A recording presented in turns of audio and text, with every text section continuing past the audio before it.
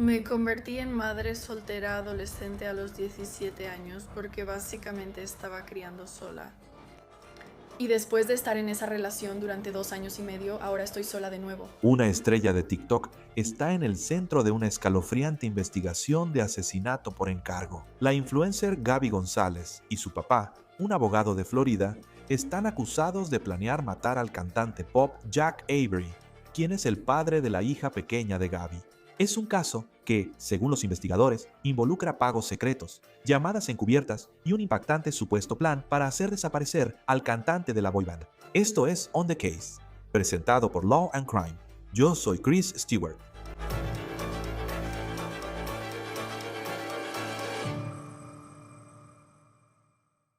Simplemente aprendí que solo me necesito a mí misma. Hace 5 años, estar sola era como lo peor que me podía haber pasado. Y ahora estar sola es lo mejor. Quizá conozcas a la TikToker Gaby González. Ella ha conseguido muchos seguidores publicando sobre la maternidad, la vida familiar y los momentos cotidianos con su hija.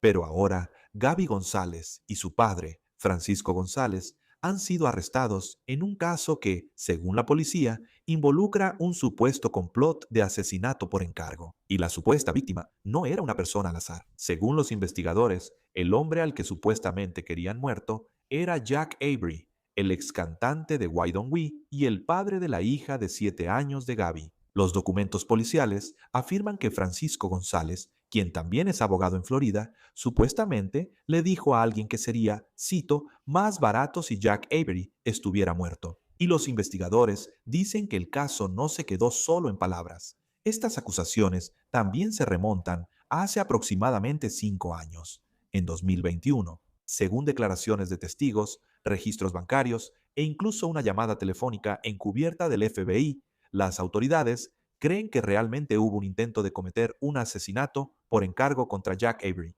Ahora, los detalles de este caso son impactantes y vamos a desglosar toda la historia, que tiene acusaciones muy graves. Empecemos con Gaby González y quién es ella. En TikTok, ella se presenta como una madre joven que está tratando de entender la vida. Tiene una hija de 7 años, a la que tuvo cuando apenas tenía 17 años. Durante mi camino como mujer he usado prácticamente todos los productos para el periodo que existen, desde que me bajó por primera vez a los 13 años hasta ahora. Como una adulta que ha tenido una hija, que ha tenido abortos espontáneos, que ha perdido un bebé durante el parto. Así que he experimentado todo el espectro de la experiencia de ser mujer. Free Blim me ha ayudado a estar más en sintonía con mi cuerpo. Para empezar, los productos para el periodo son ridículamente caros. Los productos para el periodo deberían ser fácilmente accesibles para todas las personas que los necesiten. Obviamente no lo son y los precios siguen aumentando. Y además de eso, le ponen químicos a prácticamente todos los productos para el periodo, incluso a los orgánicos. He llegado a un punto en mi vida en el que elijo no participar en eso. Y ella habla abiertamente sobre ser mujer, su cuerpo y sus dificultades. Y ha hablado sobre ser madre soltera adolescente. Esa es la Gaby que sus seguidores conocen o creían conocer. Pero según las autoridades, había otro lado en esta historia. Y, según se informa, todo comienza con una feroz batalla por la custodia de su hija, cuyo padre es Jack Avery. Ahora, él era miembro de la boy band Why Don't We. Ahora, según la declaración jurada de arresto presentada por la oficina del fiscal del distrito del condado de Los Ángeles, había, cito, un litigio prolongado sobre la custodia y las visitas entre Gaby y Jack. Y según ese mismo documento, el papá de Gaby, Francisco, se involucró, cito, a fondo.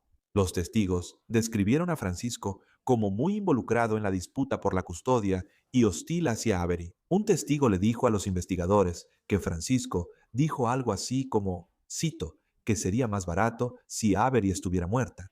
Ese testigo supuestamente describió a la familia González como, cito, obsesionada con obtener la custodia total y excluir a Avery de la vida de su hijo. Pero antes de cualquier supuesto comentario sobre asesinato, el informe policial dice que Francisco estaba llevando a cabo una campaña contra Avery. Un detective escribió que los mensajes de texto entre Francisco y un investigador privado muestran que Francisco supuestamente dirigía actividades de vigilancia sobre Avery en Kauai, Hawái. Él envió fotos y detalles identificativos.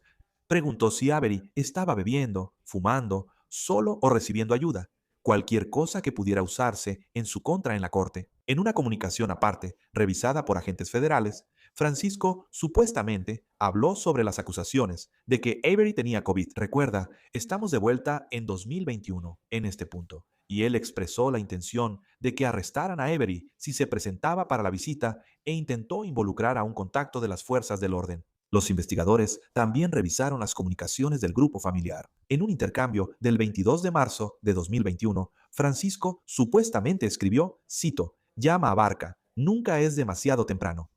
Según la declaración jurada, los investigadores consideraron eso significativo, porque pruebas posteriores mostraron que Gaby González y un hombre del que no podemos confirmar si ha sido arrestado hasta ahora. En este caso, supuestamente, intentaron reclutar a esa persona, a quien las autoridades identifican como alguien llamado Dustin Barca, para amenazar a Avery. Ahora, por supuesto, no tenemos confirmación hasta el momento de esta grabación de que el hombre llamado Barca haya sido acusado en este caso o si lo será. Así que, de nuevo, estas acusaciones se remontan hasta 2021. Esta investigación ha estado en curso durante aproximadamente 5 años. Pero durante todo ese tiempo, Gaby ha seguido publicando en TikTok como si nada estuviera pasando. Buenos días a todos. Entre el expreso Not Like Us y el experimento de tortura del piso 13 mi cerebro. Está en algo, solo está cantando letras una y otra vez. ¿No es este el punto? ¿No es este el lavado de cerebro? Está funcionando, está funcionando. Dios mío, pero papá, lo amo. Bien, escuchen. Las primeras veces que escuché esta canción realmente se sentía como un himno gay. No sé por qué a todos les importa tanto de qué chico trata cada canción. No me importa, creo que al final del día no importa, pero esa canción está buenísima, la disfruto muchísimo. Según el informe policial, el supuesto complot estaba escalando. Un testigo le dijo a los investigadores que Gaby repetidamente decía que quería que Jack Avery estuviera muerto y habló sobre contratar a un sicario. Ese testigo declaró que Gaby y otra persona hablaron sobre usar la web oscura y pagar con Bitcoin. Y el testigo le dijo a los investigadores, cito, Francisco González fue la fuente del dinero. El testigo también declaró que el asesinato planeado se discutió como si fuera a ocurrir en Los Ángeles y, cito, que se haría parecer un accidente automovilístico. Otro testigo le dijo a los investigadores que Gaby dijo que el sicario propuesto ya había sido pagado para matar a Avery y que Francisco pagó aproximadamente $10,000 por el asesinato. Luego vienen los registros financieros en este caso y son enormes. Según la declaración jurada, el 26 de abril de 2021, Francisco González hizo un pago saliente de $10,000 al presunto sicario a través de la aplicación de pagos Square. Los registros muestran que el dinero llegó a la cuenta del presunto sicario. Luego, el supuesto sicario transfirió dos sumas separadas de $5,000, cada una a su cuenta de criptomonedas, Gemini el 4 y el 6 de mayo de 2021. Luego, al mes siguiente, el 5 de junio de ese año, la persona que la policía cree que es el sicario supuestamente le envió a Francisco una factura de $4,000 a través de su negocio. La policía afirma que Francisco pagó esa cantidad más tarde. El cargo apareció en los registros bancarios de Francisco obtenidos mediante citación judicial. Este presunto sicario luego le dijo a los investigadores que, y cito, en realidad no realizó ningún servicio de desarrollo web y creía que el propósito de la factura era, cito, una tapadera. Según el informe policial, el presunto sicario declaró durante la investigación de seguimiento que Francisco le envió dinero, cito, bajo el pretexto de pagos por desarrollo web y que no se había realizado ningún trabajo real de desarrollo web. El presunto sicario también dijo que se comunicaba con Francisco a través de mensajes y llamadas cifradas por Signal. Pero la evidencia más directa, al parecer, provino de un agente federal que se hizo pasar por el asesino. Los agentes federales dicen que revisaron una comunicación entre el presunto sicario y alguien identificado como Frank G. en un número de teléfono vinculado a Francisco. Supuestamente, en esa comunicación, Frank G. envió la palabra clave Bull Run, seguida de una llamada de audio perdida. El presunto sicario respondió que llamaría más tarde esa noche y Frank G. indicó que estaría disponible después de las 7 p.m. hora del este. Luego, los agentes federales revisaron una llamada entre Francisco González y un agente encubierto que se hacía pasar por sicario.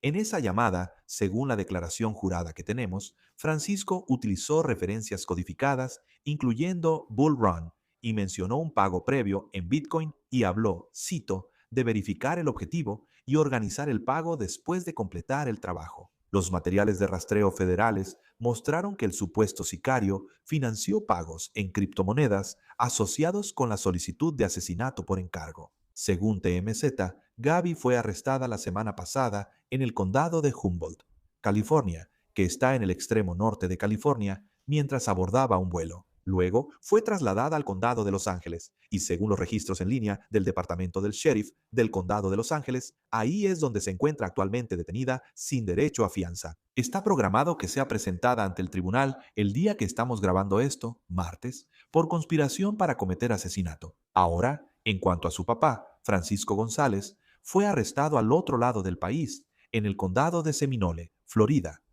Eso está en la parte central del estado, por una orden de arresto de California. La oficina del sheriff del condado de Seminole confirmó el arresto.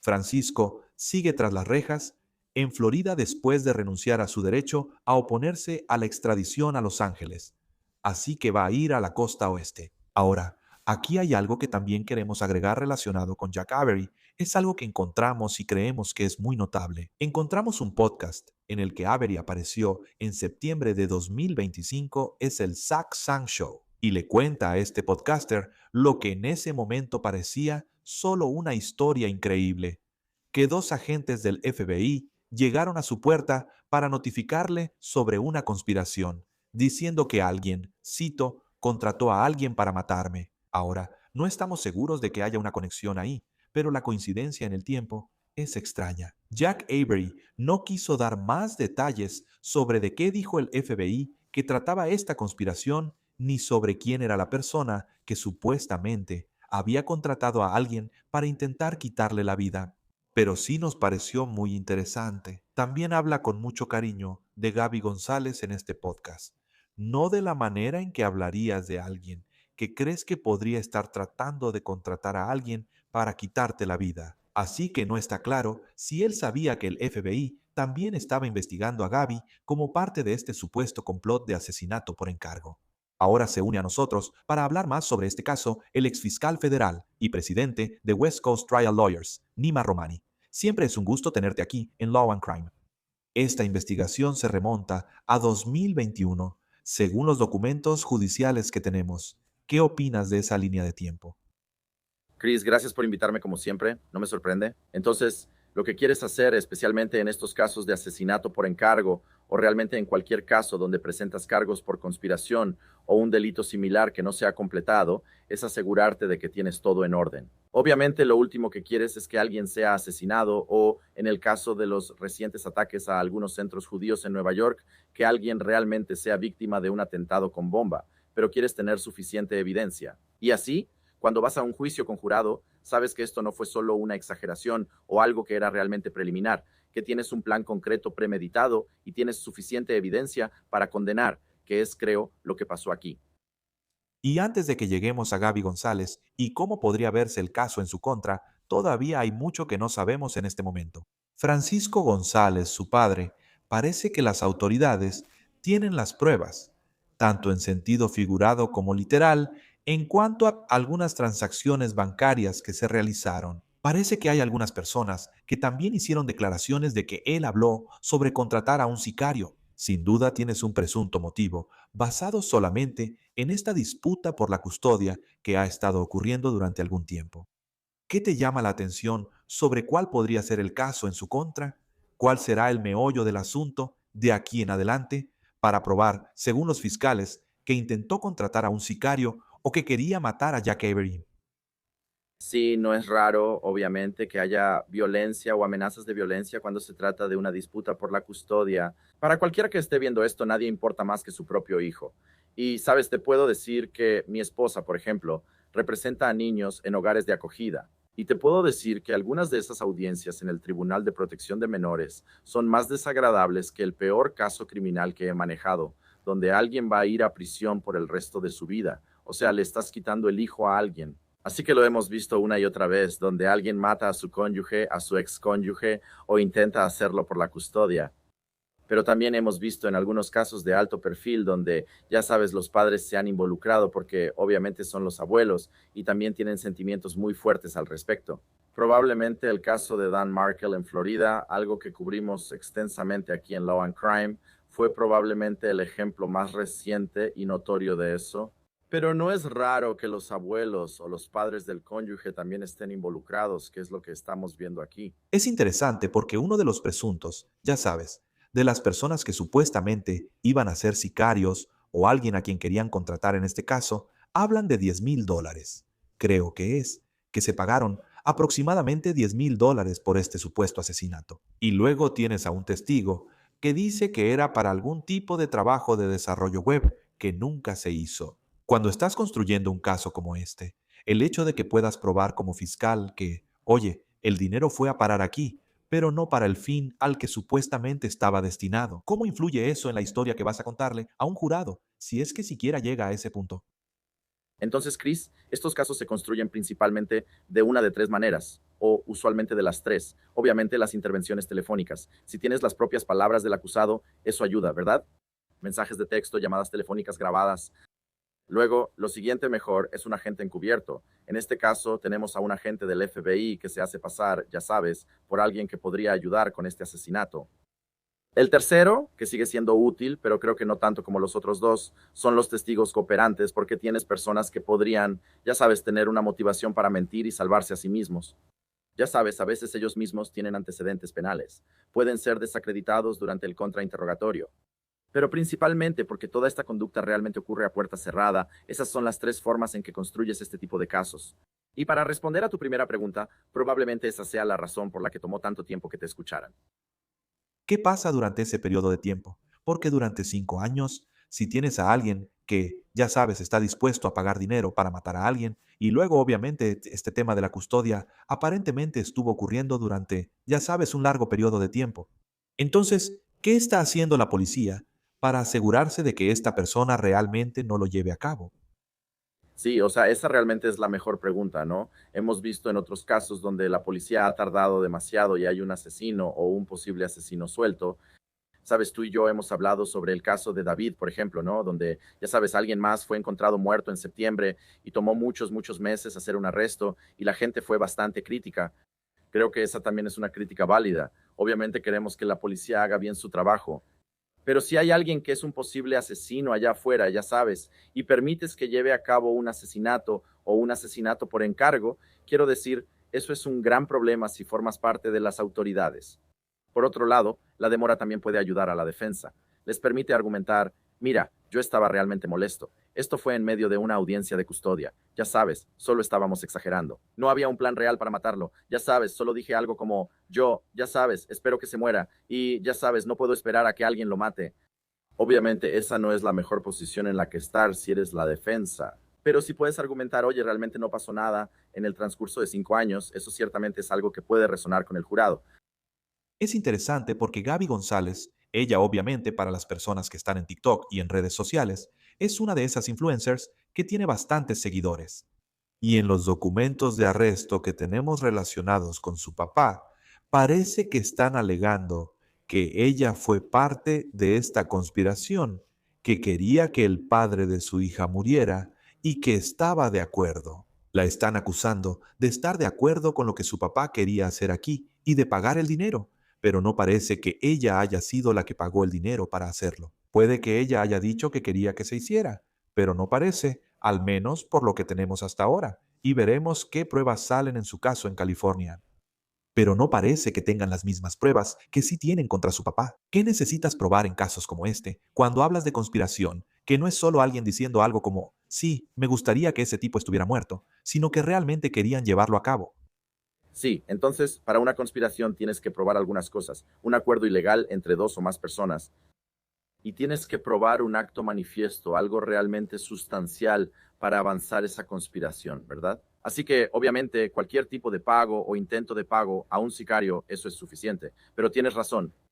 Hay una dinámica potencial muy interesante aquí donde podrías tener a alguien como Gaby, por ejemplo, negando saber algo y diciendo, mira, todo esto fue cosa de mi papá y puede haber acusaciones entre ellos. Y de nuevo, volviendo a ese caso que recibió mucha atención, muchas personas fueron procesadas. El caso de Dan Markel, en ese caso tienes, ya sabes, al sicario, la madre de la esposa, el hermano de la esposa, la novia del hermano.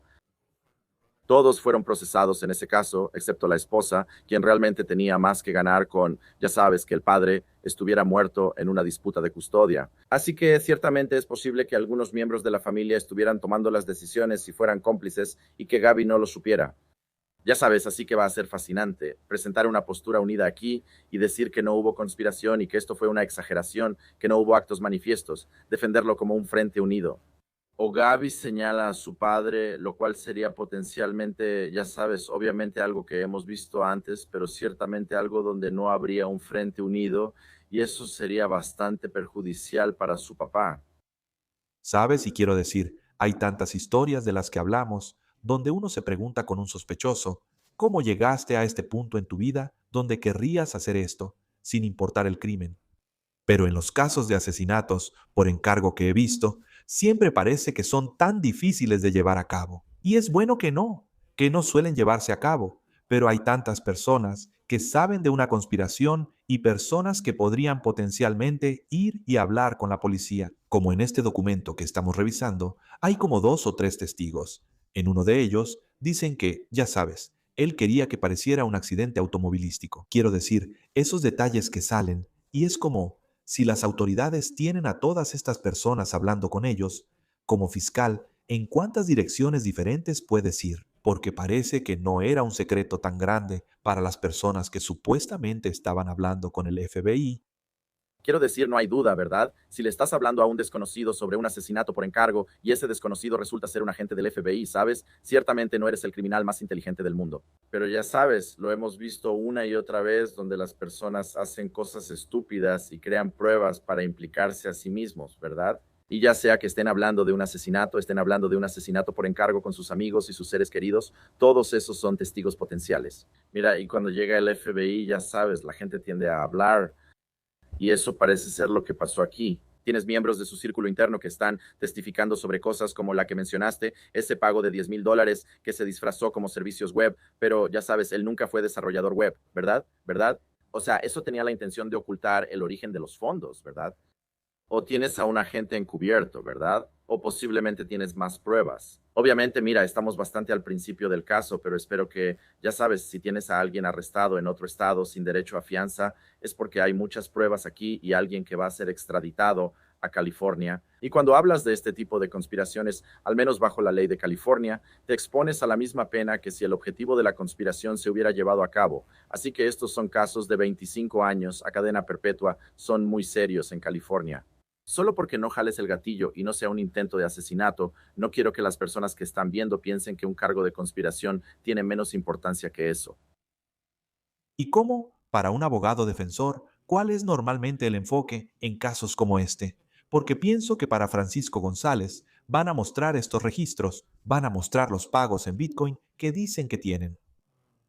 Van a mostrar no solo que hubo la intención por la disputa de custodia y las declaraciones que hizo, sino que parece que, de nuevo, hay como ese tipo de recibos. ¿Cómo ve esto un abogado defensor si todo esto realmente es admisible y sigue adelante?